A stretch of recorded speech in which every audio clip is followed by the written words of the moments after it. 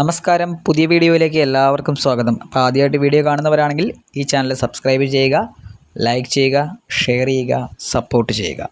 അപ്പോൾ +2 biology science പഠിച്ച വിദ്യാർത്ഥികൾ 90% മാർക്കിൽ കുറവായ വിദ്യാർത്ഥികൾ കേരളത്തിൽ BSc നഴ്സിംഗ് അഡ്മിഷൻ കിട്ടാൻ സാധ്യത കുറവായതിനാൽ എങ്ങനെ മെറിറ്റ് ഫീസിൽ മറ്റു സംസ്ഥാനങ്ങളിൽ BSc നഴ്സിംഗ് പഠിക്കാൻ സാധിക്കും, കൂടാതെ കേരള സംസ്ഥാനത്തിന് പുറത്തുള്ള കോളേജ് തിരഞ്ഞെടുക്കുമ്പോൾ എന്തൊക്കെ കാര്യങ്ങൾ ശ്രദ്ധിക്കണം എന്നിങ്ങനെയുള്ള പ്രധാന കാര്യങ്ങളാണ് ഞാൻ ഇന്ന് ഈ വീഡിയോയിൽ പറയാൻ പോകുന്നത്.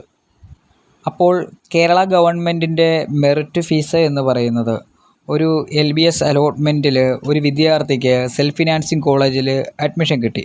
അപ്പോൾ ഗവൺമെൻറ് നിശ്ചയിച്ചിരിക്കുന്ന മെറിറ്റ് ഫീസ് എന്ന് പറയുന്നത് ട്യൂഷൻ ഫീസ് 73,025 രൂപയും സ്പെഷ്യൽ ഫീസ് 23,300 രൂപയുമാണ് പ്രതിവർഷം. അങ്ങനെ 96,325 രൂപയാണ് ഇയർലി വരുന്നത്. അത് കാൽക്കുലേറ്റ് ചെയ്ത് കഴിഞ്ഞാൽ 3,85,300 രൂപയാണ് 4 വർഷം കൊണ്ട് വരുന്നത്. സ്പെഷ്യൽ ഫീസ് കൂടാതെ ബുക്സ്, യൂണിഫോം, PTA ഫണ്ട്, അതുപോലെ തന്നെ ഓരോ സെൽഫ് ഫിനാൻസിങ് കോളേജിലും ഹോസ്റ്റൽ ഫീസ് ഓരോ തുകയാണ്.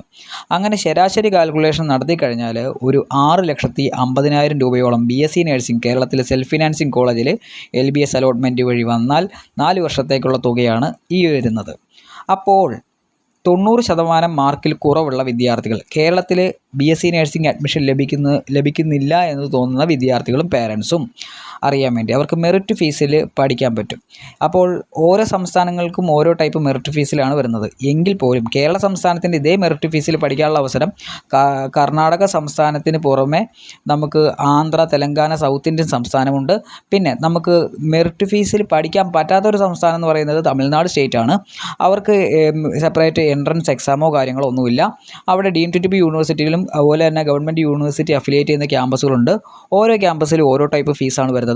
കർണാടക സ്റ്റേറ്റിൻ്റെ അകത്ത് അവർ നടത്തിയിരിക്കുന്ന കർണാടക എൻട്രൻസ് അതോറിറ്റി നടത്തിയ കർണാടക കോമൺ എൻട്രൻസ് ടെസ്റ്റ് വഴി വിദ്യാർത്ഥികൾക്ക് മെറിറ്റ് ഫീസിൽ പഠിക്കാൻ പറ്റും. ആ മെറിറ്റ് ഫീസ് എന്ന് പറയുന്നത് 1,40,000 രൂപയാണ് വരുന്നത്. ബുക്സ്, യൂണിഫോം എക്സ്ട്രയാണ് വരുന്നത്. ഹോസ്റ്റൽ ഫീസും എക്സ്ട്രയാണ് വരുന്നത്. അതിൻ്റെ ഒരു ശരാശരി കാൽക്കുലേഷൻ നോക്കിക്കഴിഞ്ഞാൽ ഏകദേശം 4 വർഷം കൊണ്ട് 8,40,000 അല്ലെങ്കിൽ 8,50,000 ആവറേജ് ആ ഒരു ഫീസിൽ വിദ്യാർത്ഥികൾക്ക് 4 വർഷം കൊണ്ട് പഠിക്കാൻ സാധിക്കുന്നു എന്നുള്ളതാണ്. അപ്പോൾ ആന്ധ്രാപ്രദേശ്, തെലങ്കാന സ്റ്റേറ്റിലേക്ക് നോക്കുകയാണെങ്കിൽ ഒരു വിദ്യാർത്ഥികൾക്ക് കേരളത്തിൻ്റെ സെയിം മെറിറ്റ് ഫീസിൽ വിദ്യാർത്ഥികൾക്ക് പഠിക്കാൻ പറ്റും. ആ സംസ്ഥാനങ്ങളിൽ അഡ്മിഷൻ്റെ പ്രൊസീജിയർ എന്താണെന്ന് വെച്ച് കഴിഞ്ഞാൽ വിദ്യാർത്ഥി നീറ്റ് എക്സാമിനേഷൻ എഴുതിയിരിക്കണം. അതല്ലെങ്കിൽ ആന്ധ്രാപ്രദേശ് അല്ലെങ്കിൽ തെലങ്കാന സ്റ്റേറ്റ് നടത്തുന്ന അവരുടെ സ്റ്റേറ്റ് വൈസ് ആയിട്ടുള്ള എൻട്രൻസ് എക്സാമിനേഷൻ എഴുതിയ വിദ്യാർത്ഥികൾക്കേ അഡ്മിഷൻ ലഭിക്കത്തുള്ളൂ. ഇനി ഇത് കൂടാതെ കേരള സംസ്ഥാനത്തിന് പുറത്തുള്ള സൗത്ത് ഇന്ത്യൻ സംസ്ഥാനങ്ങളിലാണ് ഏറ്റവും കൂടുതൽ മലയാളി വിദ്യാർത്ഥികൾ BSc നഴ്സിംഗ് പഠിക്കാൻ പോകുന്നത്. ആ പഠിക്കാൻ പോകുന്ന വിദ്യാഭ്യാസ സ്ഥാപനം നഴ്സിംഗ് കോളേജിൽ എന്തൊക്കെ കാര്യങ്ങൾ നമ്മൾ അറിയണം, ആ കോളേജുമായിട്ട് ബന്ധപ്പെട്ട് നമ്മളൊരു കോളേജ് സെലക്ട് ചെയ്യുമ്പോൾ ആ കോളേജിൻ്റെ ഡീറ്റെയിൽസ് എന്ന് പറയുമ്പോൾ ഏത് യൂണിവേഴ്സിറ്റിയാണ് അതിനെ അഫിലിയേറ്റ് ചെയ്യുന്നത്, അതിന് ഏതൊക്കെ ഗവൺമെൻറ്റിൻ്റെ അംഗീകാരങ്ങളുണ്ട്, നഴ്സിംഗ് കൗൺസിലുകളുടെ അംഗീകാരം എന്തൊക്കെ ഉണ്ടോ, അതുപോലെ തന്നെ അവർക്ക് എത്ര ശതമാനത്തോളം പാസ് ഔട്ട് പെർസെൻറ്റേജ് ആയിട്ടുള്ള വിദ്യാർത്ഥികൾ പാസ് ഔട്ടായി പോയിട്ടുണ്ട്, എത്ര ബാച്ചസ് ഇറങ്ങിപ്പോയിട്ടുണ്ട്, അക്കാഡമിക്സ് നല്ലതാണോ, അതുപോലെ തന്നെ കുട്ടികൾ സാറ്റിസ്ഫൈഡ് ആണോ, അവരുടെ ഇൻഫ്രാസ്ട്രക്ചർ ഫെസിലിറ്റീസ് നല്ലതാണോ, നല്ല ക്ലിനിക്കൽ പ്രാക്ടീസ് നൽകുന്നുണ്ടോ, അതുപോലെ തന്നെ ടീച്ചേഴ്സ് ക്വാളിഫൈഡ് ആയിട്ടുള്ള ടീച്ചർമാരാണോ പഠിപ്പിക്കുന്നത് തുടങ്ങിയിരിക്കുന്ന ധാരാളം കാര്യങ്ങൾ മനസ്സിലാക്കാനുണ്ട്. അതുകൂടാതെ തന്നെ നമുക്ക് കോളേജ് ലൊക്കേറ്റ് ചെയ്യുന്ന സ്ഥലം എവിടെയാണ്, കോളേജിൻ്റെ കൊടുത്തിരിക്കുന്ന അല്ലെങ്കിൽ നിങ്ങൾക്ക് നൽകുന്ന കോളേജിൻ്റെ അഡ്രസ്സ് തന്നെയാണോ യഥാർത്ഥ രജിസ്ട്രേഷൻ അഡ്രസ്സ്, അതുപോലെ തന്നെ വിദ്യാർത്ഥികൾക്ക് കൃത്യമായിട്ട് ലാബ് ഫെസിലിറ്റീസ് നൽകുന്നുണ്ടോ തുടങ്ങിയ വിവരങ്ങൾ നിങ്ങൾ കൃത്യമായിട്ട് മനസ്സിലാക്കുക.